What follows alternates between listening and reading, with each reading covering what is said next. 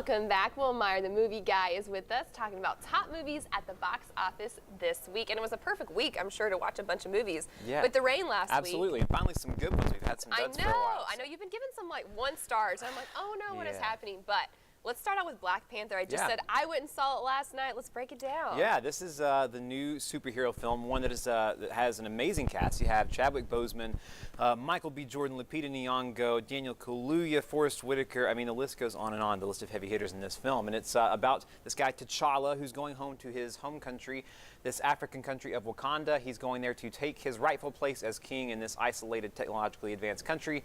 He's soon challenged by factions within his own country. And so, newest Marvel superhero film, and they're on quite a roll lately. And you know, I enjoy almost all their movies, but there is a sort of sameness to a lot of their films for me as far as the narrative, the look, the feel.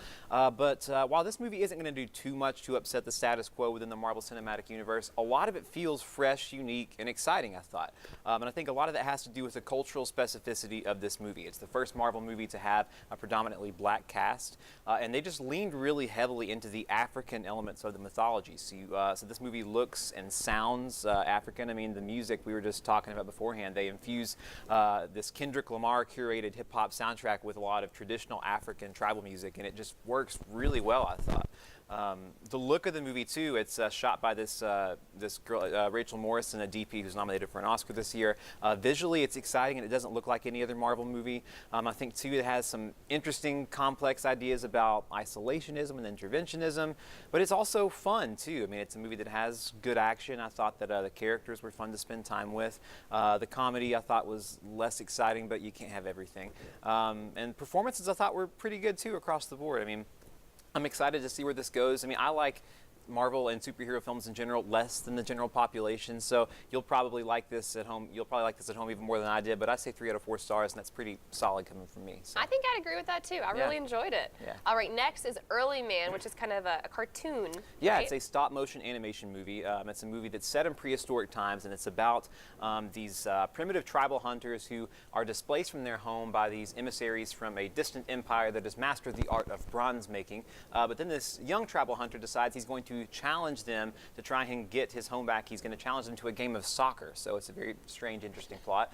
It's a movie that features the voice of Eddie Redmayne, of Timothy Spall, of Tom Hiddleston, and it's from Aardman Animation Studios, who brought us Chicken Run, Wallace and Gromit. They usually knock it out of the park most of the time, so expectations were high for me. And so this, while it wasn't a miss, this wasn't a home run. I thought that the characters were a little thin. I thought that the plot, like I say, was a little strange. At first it's confusing, and then it becomes really simple. It actually just kind of recycles the plot of the movie Dodgeball.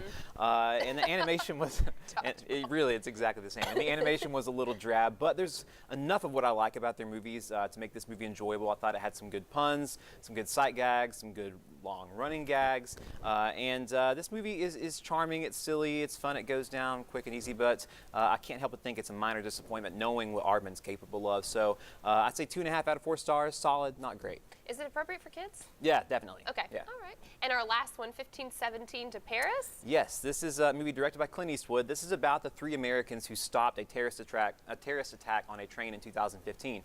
Clint Eastwood boldly cast the actual guys, Alex Scarlato's, Spencer Stone, and Anthony Sadler, as themselves. They're playing themselves in this movie. It's a risky move, but it's been done before. Howard Stern did it successfully, as did Audie Murphy. But to say that this movie was not a success, I think is an understatement. This is a really bad movie, and it's directed by Clint Eastwood, and I love Clint Eastwood as a director, so I don't know what happened here. It's like he went to sleep and let the intern direct this or something, because there's just not any movie here. It's like they had this amazing event and they tried to build around it, but they just killed time for 1 hour and 10 minutes until this heroic event happens. What's more too, the acting, these guys aren't actors, so it's hard to be difficult. I don't want to be too mean on them, but too mean to them, but I mean, the acting is kind of the weakest link in a movie that's already pretty bad. So I could go on, but this was a really, really bad movie, the worst Clint Eastwood has ever directed. I'd say 1 out of 4. So 1 out of 4. Yeah. Ooh, harsh. Where can we go to learn more information, more reviews? You can go to my Facebook page at facebook.com/Will Meyer, the movie guy. I've been asking you for a while to change the picture to me, one of me and you, and not you and Daniel. Okay, I will do it today. Well, tonight might